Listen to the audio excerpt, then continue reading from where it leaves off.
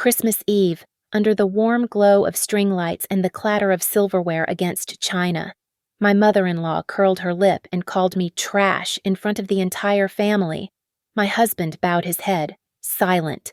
I looked up at the glittering tree, swallowed the lump in my throat, and smiled ever so slightly. The new year was coming, and exactly 2 weeks later, I stood on the threshold of the house she lived in, holding a notarized deed with my name as the new owner. Cash payment, wire transferred, closing completed in 7 days. My name is Ava Hart, and I've always believed that dignity is something you carry quietly, like a wallet in your back pocket there when you need it, never flashed around. But on that Christmas Eve at my mother-in-law Donna's house in Riverton, Pennsylvania, I learned that sometimes dignity alone isn't enough. Sometimes you need leverage. The dining room smelled of roasted turkey and cranberry sauce, though Donna had burned the edges of the bird and the sauce came straight from a can. Steam fogged the windows, blocking out the view of snow-dusted suburban lawns. Around the table, relatives chatted about mortgage rates climbing past 7%, heating oil prices, and whether the Eagles would make the playoffs. Normal holiday conversation, punctuated by the clink of cheap wine glasses and the scrape of mismatched silverware. I sat between my husband Caleb and his cousin Roger, cutting my dry turkey into smaller pieces, trying to make it easier to swallow. Donna held court at the head of the table, her voice carrying over everyone else's as she recounted her recent girls' weekend at some casino in Atlantic City. She wore a red sweater with a sequined reindeer, the kind you'd find on clearance at Target, but she touched it constantly as if it were cashmere. "Of course, not everyone can afford such luxuries," she said, her eyes finding mine across the table. "Some people are content to just tag along in life, riding on their husband's coattails." The room temperature seemed to drop 5 degrees. Marilyn, Caleb's sister, suddenly became very interested in her green beans. Derek, her husband, cleared his throat and reached for more wine. "Mom," Caleb said quietly, a warning in his voice that went nowhere. "What I'm just saying that in my day, women from good families knew their place. They contributed. They came from something." Donna's lipstick had smeared slightly on her front tooth, making her smile grotesque. "Not like the trash that gets dragged in these days." The word hung in the air like a slap. Trash. In front of 16 family members, 3 children, and the neighbor Donna had invited at the last minute. My fingers tightened on my fork, knuckles white. I counted my breaths 1, 2, 3, feeling the heat rise from my chest to my face. Caleb's hand found my knee under the table, a gesture meant to be comforting but feeling more like restraint. "Mom, that's enough." "Oh, don't be so sensitive. It's Christmas. We're all family here." Donna raised her glass of white Zinfandel, the pink liquid catching the light from the crooked chandelier above. "To family, real family?" The toast echoed around the table, some enthusiastic, others mumbled. I didn't raise my glass. Instead, I watched the condensation on the window, the way it distorted the streetlight outside into something abstract and meaningless. That's when I noticed the details I'd been too polite to see before. The back door that wouldn't close properly, stuffed with a dish towel to keep the draft out. The radiator in the corner that rattled and hissed but gave no heat. The stack of mail by the kitchen counter, partially hidden under a Christmas catalog, where I could just make out the red letters of final notice on an envelope from Lakeside Credit Union. "Excuse me," I said, standing slowly. "I need to use the restroom."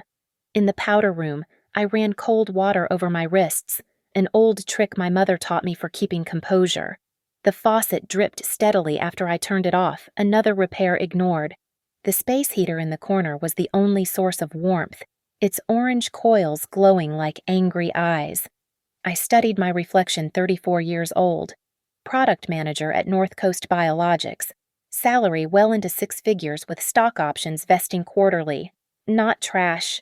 Never trash. When I returned to the table, dessert was being served store-bought pie with whipped cream from a can. Donna was mid-story about her house's value, how it had skyrocketed since she bought it, how she was sitting on a gold mine. The assessment came back at 350, she bragged, though I noticed she didn't mention when that assessment was done. Not that I'd ever sell. This house will stay in the family, with the right people. Her eyes cut to me again, making it clear who the wrong people were. I smiled, the kind of smile I'd perfected in countless product meetings with difficult stakeholders. The housing market is fascinating right now, I said evenly, especially with interest rates where they are. Must be challenging for anyone carrying adjustable rate mortgages or home equity lines of credit. Donna's face flickered, just for a moment a tell as clear as any poker player's. Well, I wouldn't know about that, she said, but her voice had lost some of its edge. The rest of the evening passed in a blur of forced cheer and careful avoidance. When we finally left at 10:30 p.m., snow was falling in thick, lazy flakes. Caleb was silent as we walked to our car, his breath forming clouds in the cold air. As I buckled my seatbelt, I took one last look at Donna's house, 117 Maple Crest Lane, a colonial with peeling paint and gutters that needed cleaning. Through the lit windows, I could see her still holding court, still laughing at her own cruelty. She had called me trash, but trash can be recycled into something useful, and sometimes what looks like trash to one person is exactly what another needs to clean house. The ride home was 23 minutes of suffocating silence, broken only by the rhythmic swish of windshield wipers pushing away snow. Caleb kept his eyes on the road, hands at 10 and 2, jaw clenched tight enough that I could see the muscle jumping beneath his skin. The heating vents blasted lukewarm air that smelled faintly of antifreeze, another thing we needed to fix but kept putting off. "You're not going to say anything?" I finally asked as we pulled into our garage. "What do you want me to say?" "Ava." He turned off the engine but didn't move to get out. "You know how she is?" "I know that my husband sat there while his mother called me trash." She didn't mean. She said the word trash, Caleb, out loud, to describe me. Your wife. I unbuckled my seatbelt with more force than necessary. "And you asked her to stop with all the authority of a substitute teacher. It's Christmas. I didn't want to make a scene." "No, you didn't want to upset Mommy." I grabbed my purse and opened the door. God forbid anyone hold Donna Hart accountable for anything. Inside our townhouse, I kicked off my heels and went straight to the kitchen, pouring myself a generous glass of the good wine we kept for special occasions. This felt special enough the night I finally understood where I stood in the Hart family hierarchy. Somewhere below the neighbor who'd been invited on a whim. Apparently, Caleb followed me, loosening his tie. "Ava, please. She's difficult. I know that, but she's my mother, and she's having a hard time." "A hard time." I laughed, but there was no humor in it. She seemed pretty cheerful when she was humiliating me. The divorce was tough on her, the house, the finances. "Your father left her 3 years ago. Caleb, at some point, it stops being an excuse for treating people like garbage." He flinched at my word choice. Can we talk about this tomorrow?" When we're both calmer, I pulled out my phone instead of answering, opening my Google Calendar. The screen filled with color-coded blocks, blue for regular work, orange for overtime projects, green for the consulting gigs I'd picked up. January was particularly packed. The Q4 product launch had earned me a bonus that would hit my account on the 31st, and my RSUs from the previous grant were vesting in February. "What are you doing?" Caleb asked. "Working out how much overtime I need to cancel to spend time with people who actually respect me." He sighed and headed upstairs. I heard the bedroom door close, not quite a slam, but close enough. I stayed in the kitchen, laptop open now, fingers flying across the keyboard. First, I logged into my Vanguard account, checking the balance in my money market fund. The number that stared back at me was substantial 7 figures if you counted the cents. 3 years of aggressive saving, living below our means while Caleb insisted we needed to help out his mother with her supposed financial struggles. My phone buzzed. A notification from the family group chat Marilyn had created. Photos from tonight were already being posted. There was Donna, raising her glass in that horrible toast, captioned, "Mom knows how to keep it real." Truth teller, Jucker Christmas dinner. 3 cousins had already liked it. Roger commented, "Aunt Donna doesn't hold back. I screenshot everything." Another buzz. This time, a text from an unknown number. I almost ignored it, then saw the preview. "Hey, this is Elsie from next door to Donna. Got your number from the church directory." I opened it fully. I'm sorry if this is overstepping, but I couldn't help overhearing through the window tonight Donna had it cracked open because of the oven. "What she said to you was cruel and wrong. You've always been nothing but gracious. Just wanted you to know not everyone agrees with her." I texted back a simple thank you, then added, "Can I ask you something? Has Donna mentioned anything about house troubles? She seemed sensitive when I mentioned the market." The typing bubbles appeared and disappeared several times before Elsie responded. "I probably shouldn't say, but there was a certified letter taped to her door last week from a credit union, and the gas company was here Thursday. Not for regular service, if you know what I mean." I did know what she meant. Shut off notice. Final warning. Thank you, Elsie. Have a good night. I closed my phone and stared at my laptop screen. The Vanguard balance seemed to pulse with possibility. All that money, sitting there, earning a safe 4.5%, while I earned something far less safe from my mother-in-law contempt. Opening a new browser tab, I typed Dunridge County Recorder of Deeds. The government website was exactly as clunky as you'd expect, all blue hyperlinks and Times New Roman font. But it was functional. Public records were public for a reason. I searched for 117 Maple Crest Lane. The results loaded slowly, line by line, like a picture coming into focus. Owner Donna Hart. Purchase date 1995. Original mortgage paid off in 2010. But then, more recent entries. A home equity line of credit opened in 2021. An adjustable rate mortgage filed in 2022. Liens, multiple liens. I leaned back in my chair, wine glass in hand, and smiled. It wasn't a nice smile. It was the smile of someone who'd just discovered that the bully who'd been tormenting them was standing on very thin ice. Upstairs, I could hear Caleb getting ready for bed, the familiar sounds of his nighttime routine. He'd want to pretend tomorrow that tonight never happened, that his mother hadn't crossed a line, that I should just forgive and forget, keep the peace, be the bigger person. But I was tired of being the bigger person. Sometimes, the bigger person was just the person with the bigger bank account. I opened a new document and started typing Strategic Acquisition Plan, Project Maple Crest. At the top, I added a quote I'd once heard in a negotiation seminar: "Revenge is a dish best served with proper documentation." Then I got to work. The next 3 days between Christmas and New Year's became my personal investigation period. While Caleb went to his office, his company didn't believe in holiday breaks. I turned our home office into a research center. Multiple browser tabs open, legal pad filling with notes, coffee growing cold as I dove deeper into the public records of 117 Maple Crest Lane.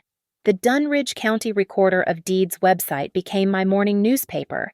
Each document told a piece of Donna Hart's financial story, and it wasn't the triumphant narrative she'd been selling at Christmas dinner. The original mortgage from 1995 showed a modest loan of $85,000, paid off 15 years later when Caleb's father was still in the picture. But after the divorce, the entries multiplied like symptoms of a disease.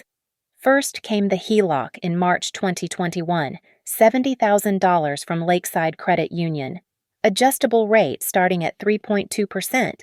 The current rate, according to their website, was now 8.7%.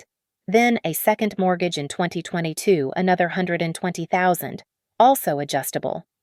The paper trail painted a clear picture Donna had been using her house like an ATM, pulling out equity to maintain a lifestyle she could no longer afford. But the most interesting entries were the most recent. A mechanic's lien from November for HVAC repairs unpaid, an HOA lien dated December 15th for 6 months of unpaid dues, and then Jackpot, a notice of default filed December 21st, just 4 days before Christmas. Pre-foreclosure status. The clock was ticking on Donna Hart's gold mine. I needed confirmation from sources beyond digital records. Elsie, the neighbor, had already proven helpful. Time to expand the network. At 11:15 a.m. on December 28th, I drove to Riverton's downtown, parking outside Coffee and Chronicles, the local cafe where Donna's book club met. I knew this because she'd mentioned it repeatedly at family dinners, always emphasizing how cultured her circle was.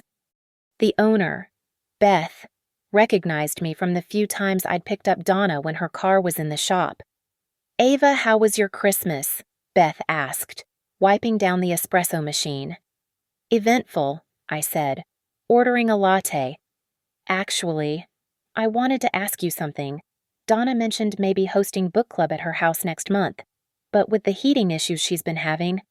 Beth's face immediately shifted to concern. "Oh, that's been a nightmare for her. Did you know the furnace completely died 2 weeks ago?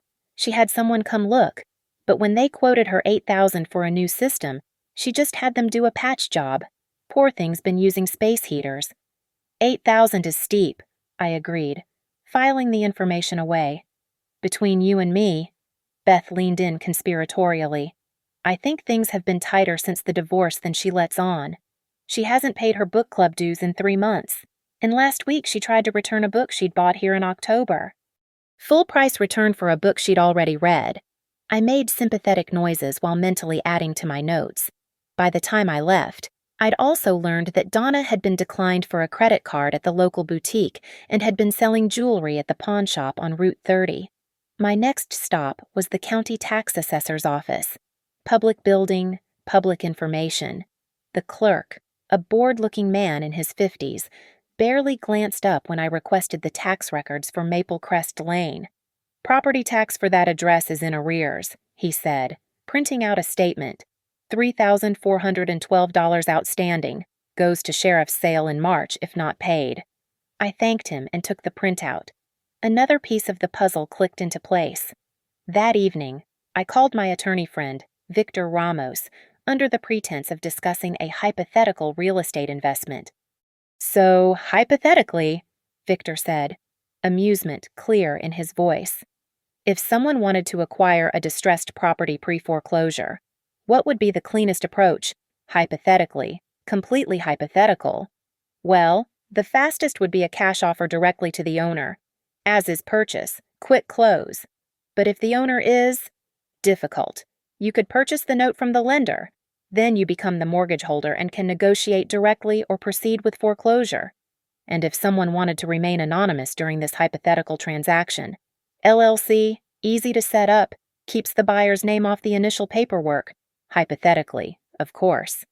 Of course, and hypothetically, what would stop a mortgage holder from initiating deed in lieu proceedings?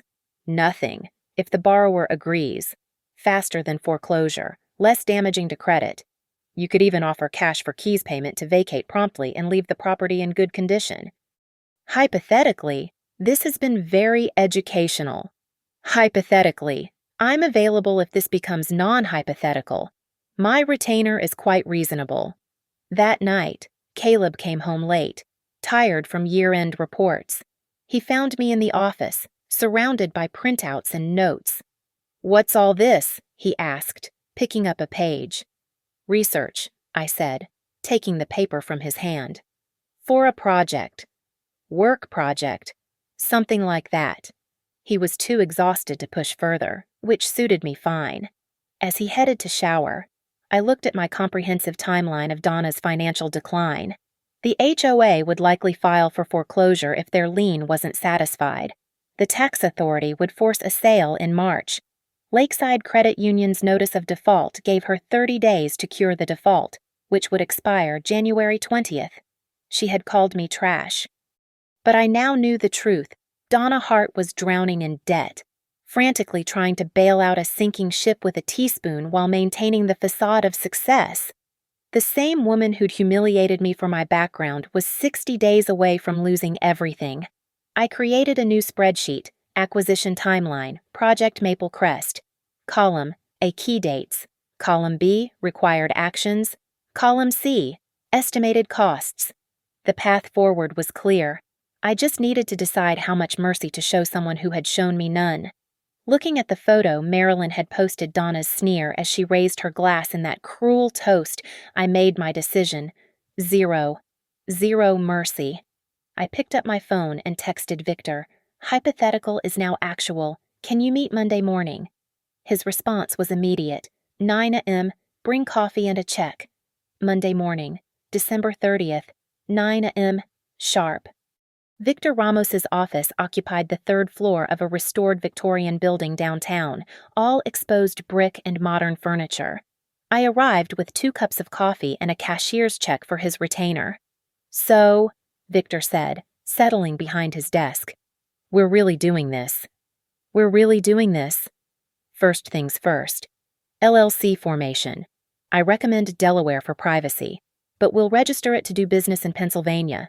What do you want to call it? I'd thought about this all weekend. Winter Pines Investments, LLC. Poetic. Seasonal. I like it. His fingers flew across his keyboard. I can have the formation documents filed today. Expedited processing. You'll have your EIN by end of business Wednesday. Operating agreement will list you as managing member, but your name won't appear on any public-facing documents. Perfect. What about the banking? I work with Pine and Harbor Title Company. They'll handle escrow, and they're discreet.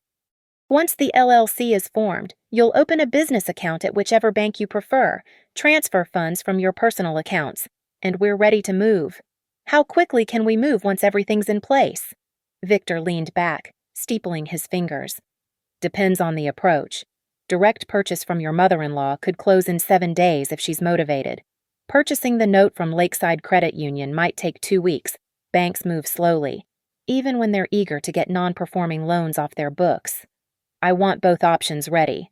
Belts and suspenders approach. Smart. He pulled out a legal pad. Let's talk strategy. Direct approach first. We'll need a realtor who can present the offer without revealing the buyer's identity. Someone who won't ask too many questions? I know just the person. Talia Reeves. She specializes in distressed properties, investor purchases. Very professional, very discreet. She won't care if you're buying your mother-in-law's house or the Pope's vacation home as long as her commission clears. I nodded, taking notes. And for the note purchase, I'll reach out to Lakeside's loss mitigation department. These credit unions are hurting with rates where they are. Non-performing loans are like anchors on their balance sheets. They'll typically sell at 70 to 80 cents on the dollar, especially if the buyer can close quickly with cash. How do we keep my name out of it? Everything goes through Winter Pines Investments. I'll be listed as registered agent and initial contact. Talia presents offers on behalf of the LLC. If we go the note purchase route, I handle all communications with the bank. You're just a signature on documents that only the closing attorney sees. The plan was taking shape beautifully. What about the cash for keys element? Standard and deed in lieu agreements. We can offer anywhere from $5,000 to $15,000 for prompt vacancy and good condition. Cheaper than eviction, faster than foreclosure. Most distressed homeowners jump at it. $15,000, I said. I want to be generous. Victor raised an eyebrow. That's very generous for a property in this price range. It's not about the money. He made a note. The revenge factor. The justice factor, I corrected. Of course. He smiled slightly. Now, let's talk about proof of funds. Banks and sellers want to see that the money exists. How much detail do they need? For cash offers, usually just a letter from your bank confirming available funds. The letter goes to the LLC, not you personally. I'll draft the request template. I pulled out my phone and logged into my Vanguard account, showing him the balance. Victor whistled low. Product management pays well, I see. Stock options and living below our means. My husband thinks we need to help his mother financially. I've been saving instead. Does your husband know about this plan? No, and he won't until it's done. Victor nodded slowly. Joint assets could be complicated if everything I'm using is from my separate investment account, premarital assets and my individual earnings. I've kept it isolated. You've thought of everything. I've had 3 days to plan, plus years of watching her treat me like I don't belong. We spent the next hour working through details, timeline, contingencies, documentation requirements. Victor had handled dozens of distressed property purchases, but I could tell this one intrigued him. "Can I ask you something?" he said as we wrapped up. "Why not just cut her off, remove her from your life?" "Because she called me trash in front of my family, in front of children, and my husband let her." I stood, gathering my coat. Some things require a proportional response. And taking her house is proportional. Taking her house is poetic. She thinks that house makes her better than me. Let's see how she feels when I own it. Victor stood, extending his hand. "Winter Pines Investments should be registered by Wednesday. I'll have Talia reach out to you via encrypted email. Keep everything in writing, everything documented." "One more thing," I said. "The rent-back period after purchase. 30 days.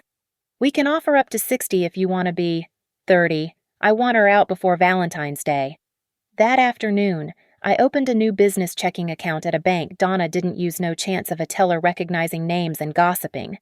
The banker didn't blink when I mentioned the LLC pending formation.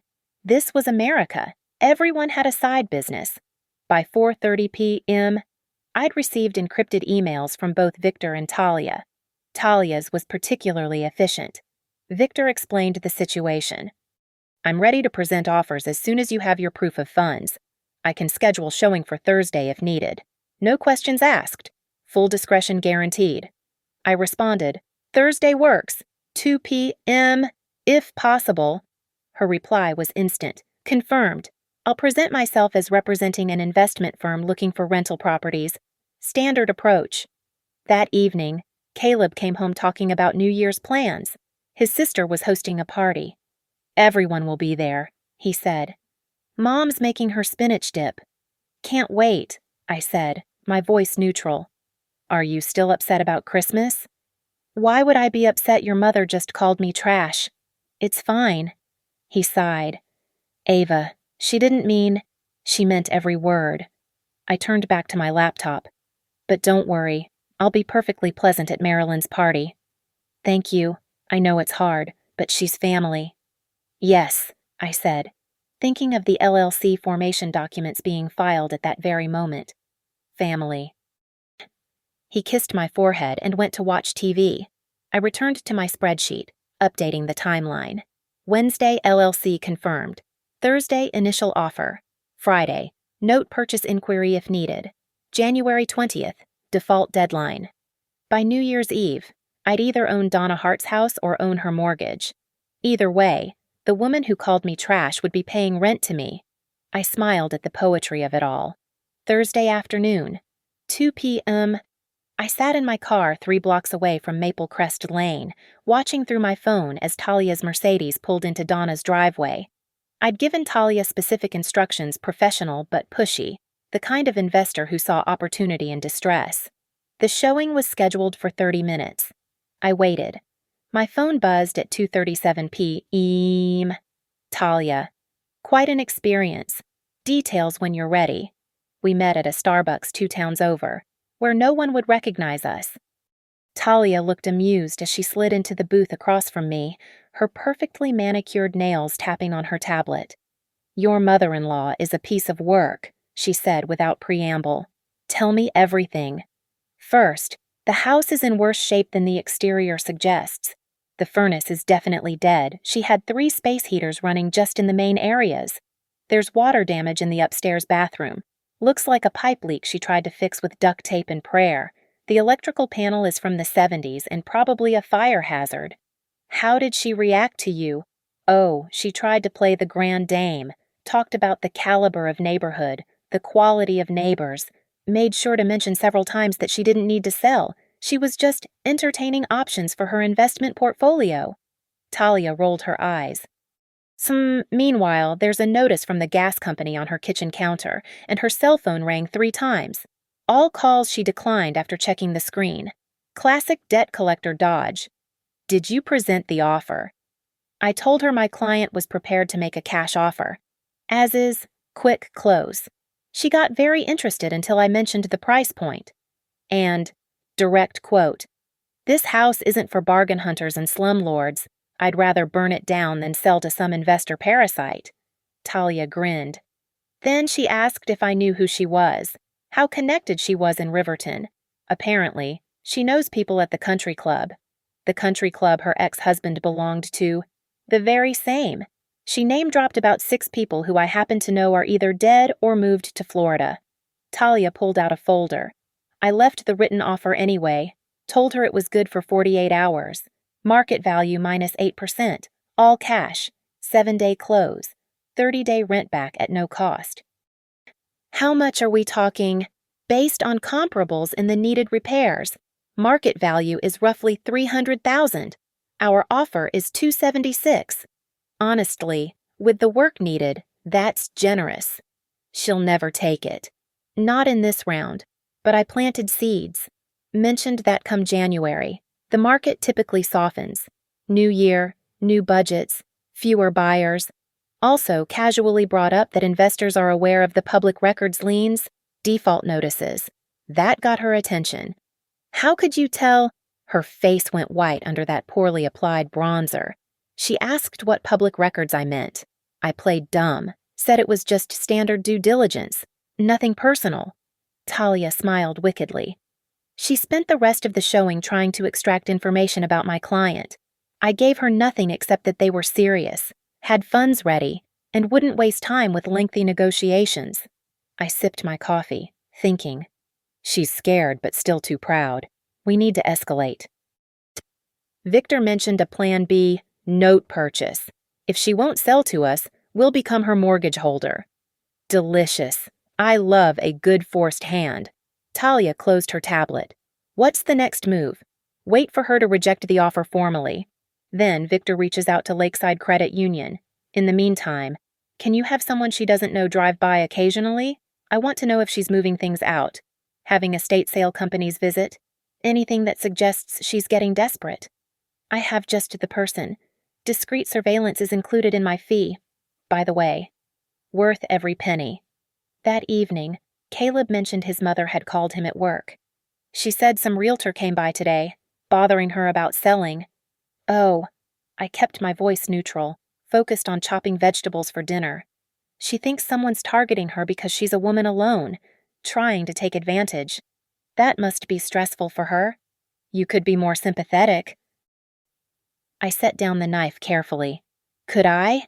The woman who called me trash wants sympathy because someone made her a business offer? That's different. How? He didn't have an answer. We ate dinner in silence. Friday morning, the rejection came via Talia. Not just a no, but a hostile no. Donna had called Talia's broker to complain about harassment and predatory practices. The broker, used to dealing with distressed sellers' emotions, had smoothed things over. But the message was clear: Donna Hart would not sell to Winter Pines Investments. Time for Plan B. I texted Victor. His response was quick. Already have a call scheduled with Lakeside's asset manager. Monday morning, 10 a.m. The weekend stretched ahead. New Year's Eve. Marilyn's party. More family time with the woman who thought I was beneath her. But now I had a secret weapon knowledge. Every time Donna bragged about her house, her situation, her superiority, I knew the truth. The notices, the liens, the ticking clock of foreclosure. Saturday afternoon, preparing for the party. I chose my outfit carefully.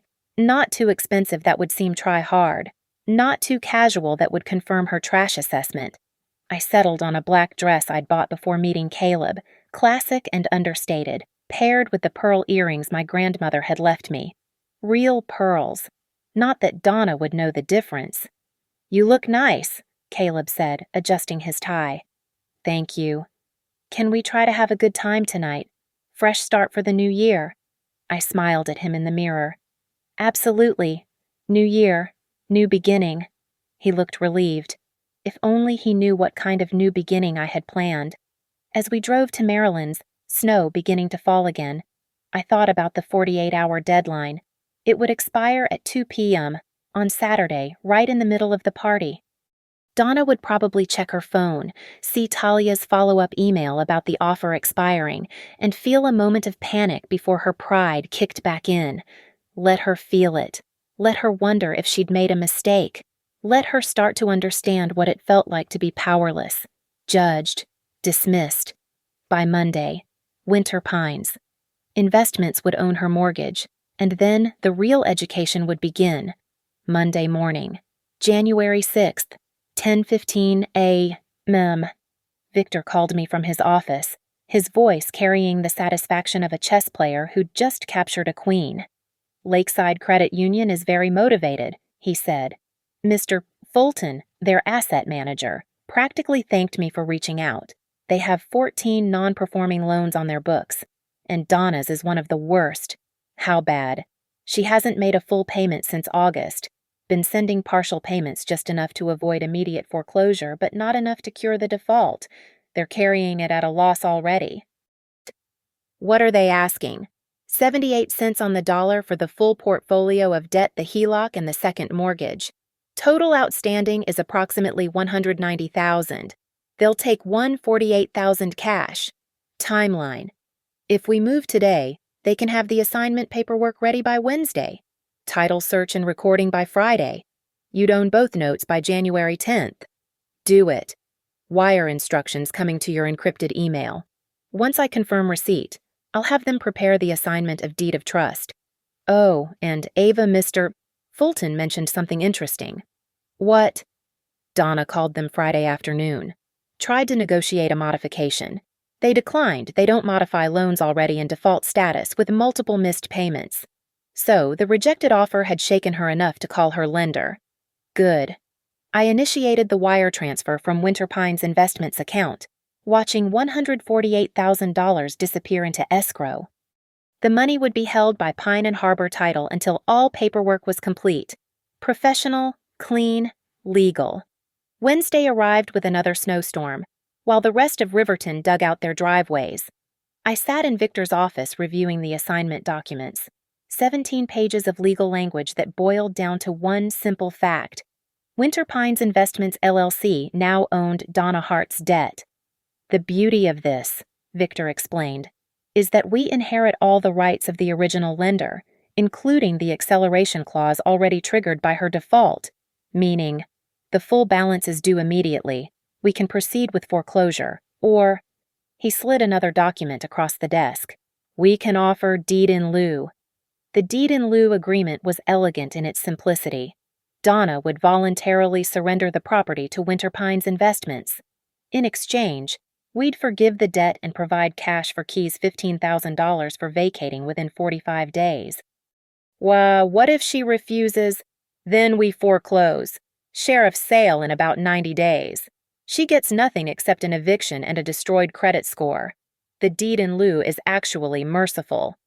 Have you ever met my mother-in-law? Point taken.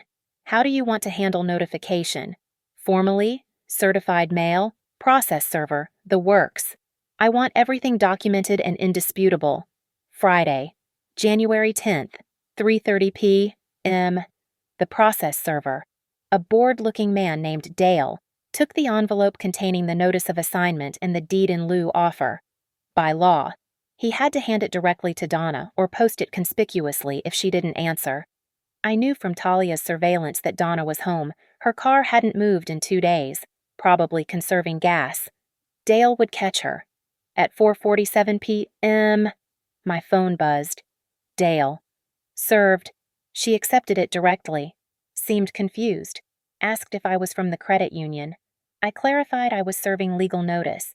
She went very pale. That weekend was quiet. Caleb worked on year-end reports.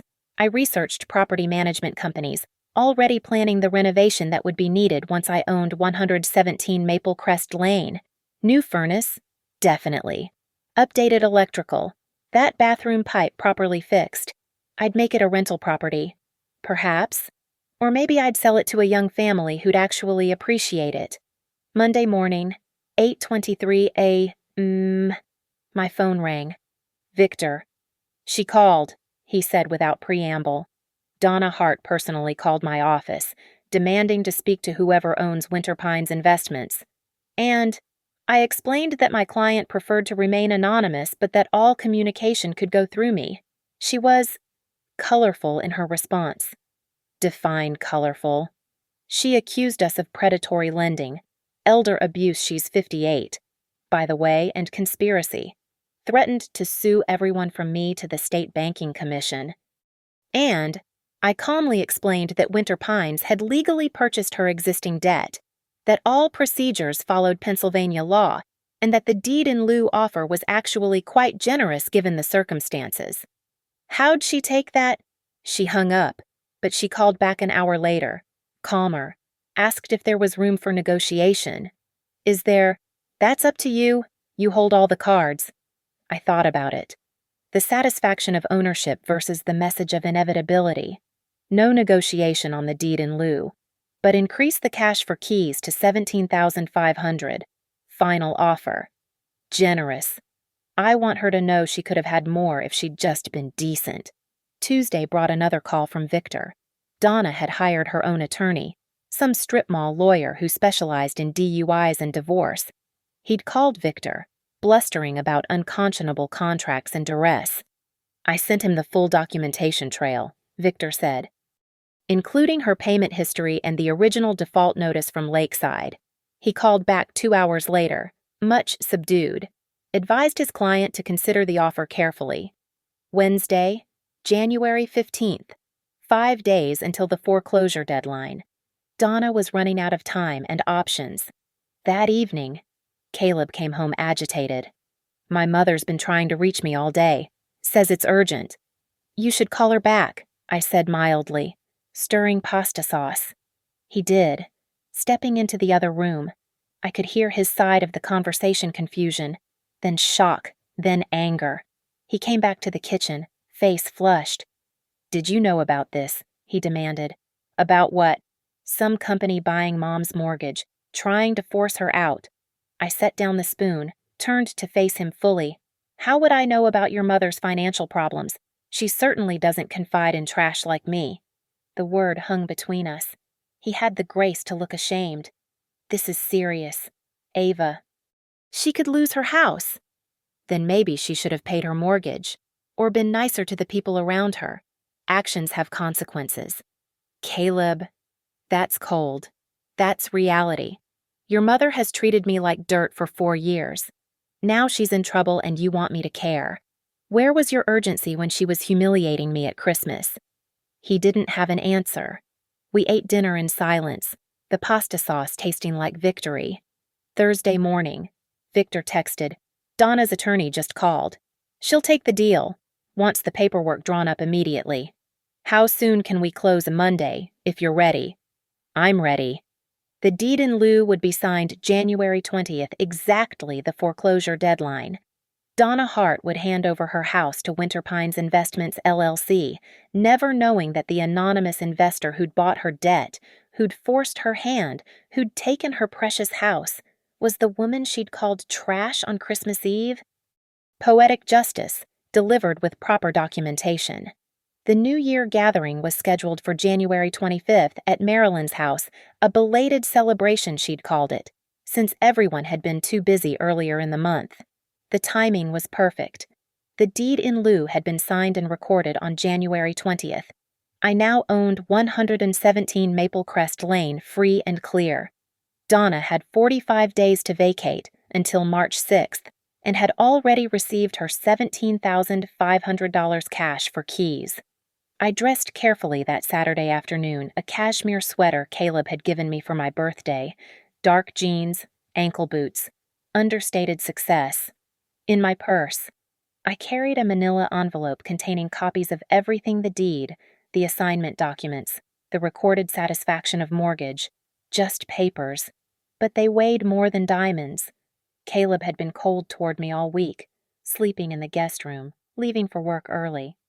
He knew something was off about his mother's situation but couldn't put the pieces together. She'd told him she was restructuring her assets and making strategic moves. Pride, even in defeat. Marilyn's house buzzed with conversation when we arrived at 6 p.m. The usual suspects' cousins, aunts, neighbors, the same audience who'd witnessed my humiliation at Christmas. Donna stood by the fireplace, wineglass in hand, holding court as always. She looked thinner, her clothes a bit loose, the stress showing in new lines around her eyes. "There she is," someone said as we entered. "Caleb and Ava." Donna's gaze locked onto mine. For a moment, something flickered there, uncertainty, maybe even fear. She'd been wondering. I realized, wondering if the timing was coincidence, wondering if somehow, some way, I was connected to Winter Pine's investments. Time to end the wondering. The evening progressed with forced normalcy. Appetizers, small talk, Marilyn's husband Derek describing his golf plans for spring. I waited, patient as a spider, until the perfect moment presented itself. It came when Cousin Roger brought up real estate. "Market's crazy right now. My neighbor sold in 3 days. Cash offer, 20 grand over asking. Some of us aren't so fortunate," Donna said, her voice bitter. "Vultures are circling everywhere, taking advantage of people in transition." "Transition?" Marilyn asked. "Mom, what are you talking about?" Donna hesitated, trapped between truth and pride. "I've made some changes to my living situation. Downsizing." "Downsizing from what?" Caleb asked. "Mom, what's going on?" This was it. I stood, reached into my purse, and pulled out the manila envelope. "Perhaps I can clarify," I said, my voice carrying across the suddenly silent room. I walked to the coffee table, set down the papers, spreading them out like tarot cards revealing a fortune. "Well, what is this?" Donna's voice cracked. "These are the documents showing the sale of your mortgage from Lakeside Credit Union to Winter Pines Investments, LLC. I tapped the first paper. "This is the assignment of deed of trust, recorded January 10th. Second paper. "This is the deed in lieu agreement you signed January 20th. Third paper. "And this is the new deed to 117 Maple Crest Lane, showing Winter Pines Investments as the owner." The room was so quiet I could hear the ice maker in the kitchen cycling.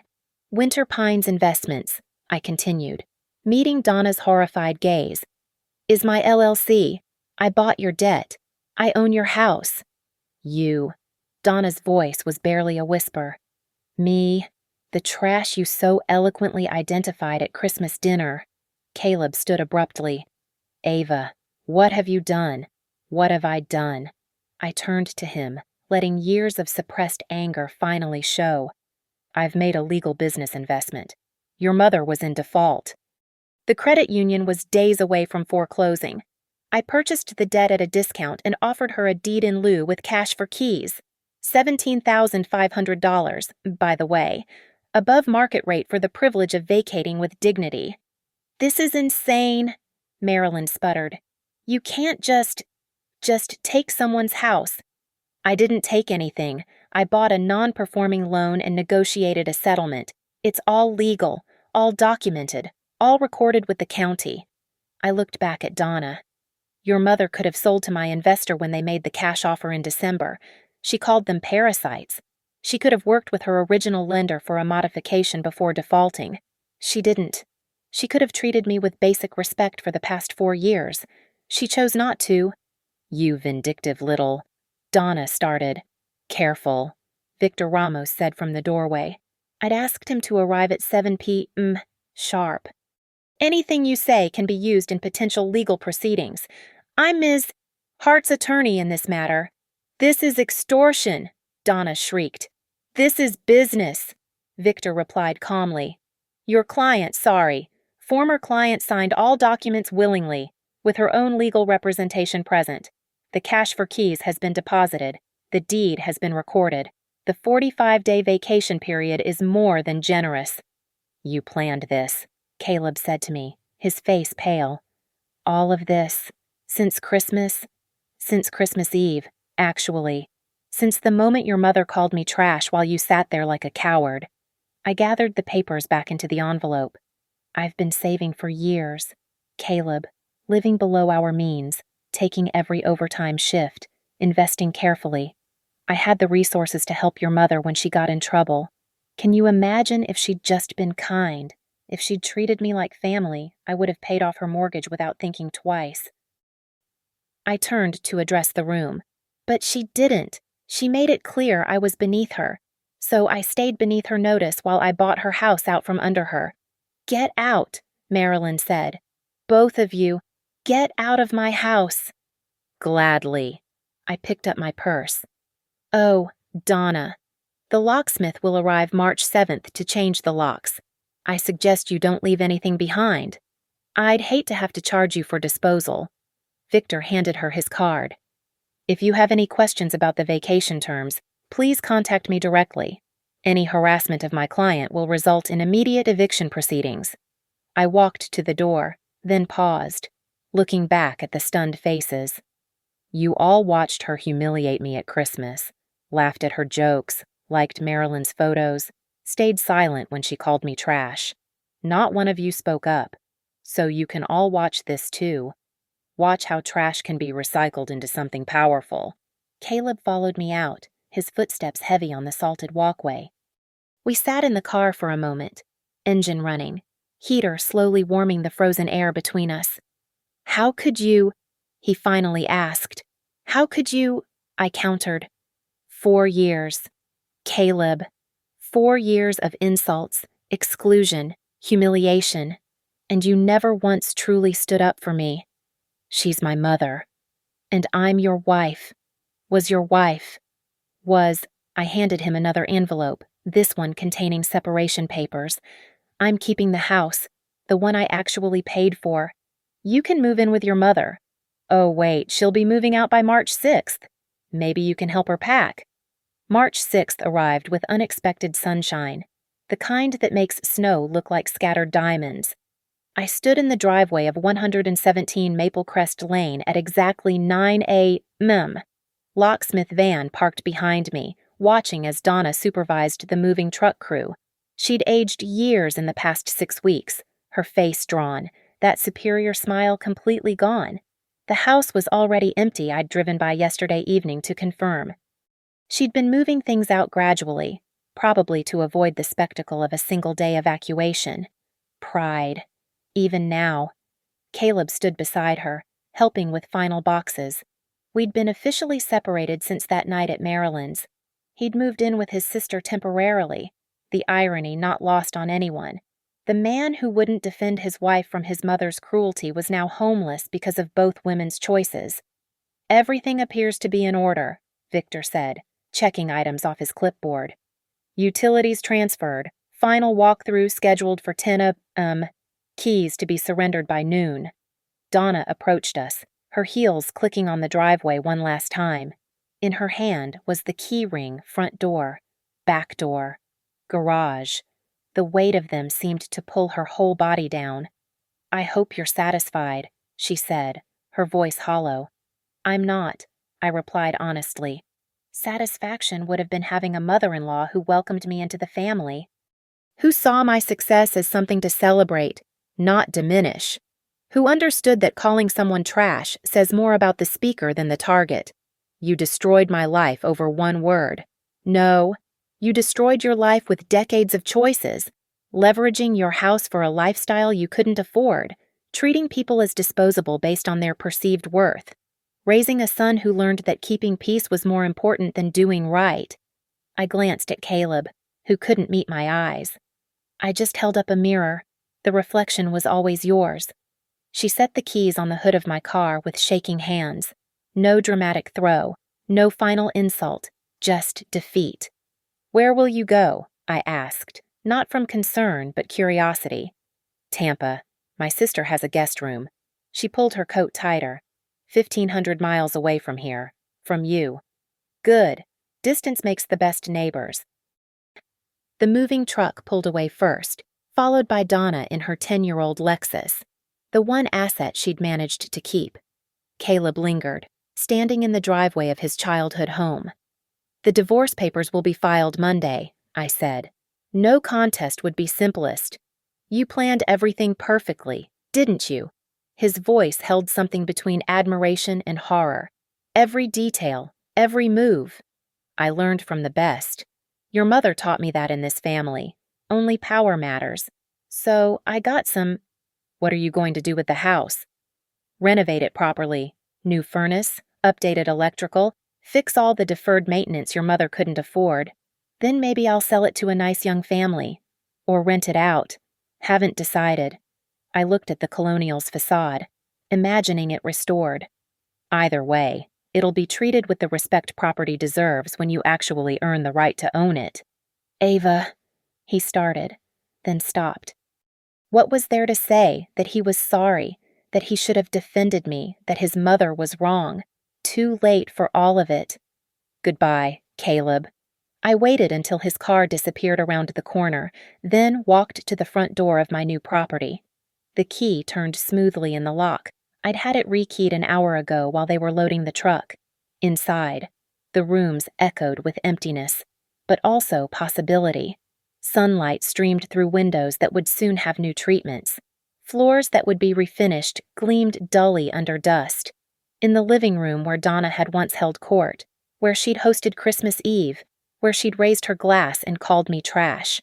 I stood in the geometric center and felt the silence.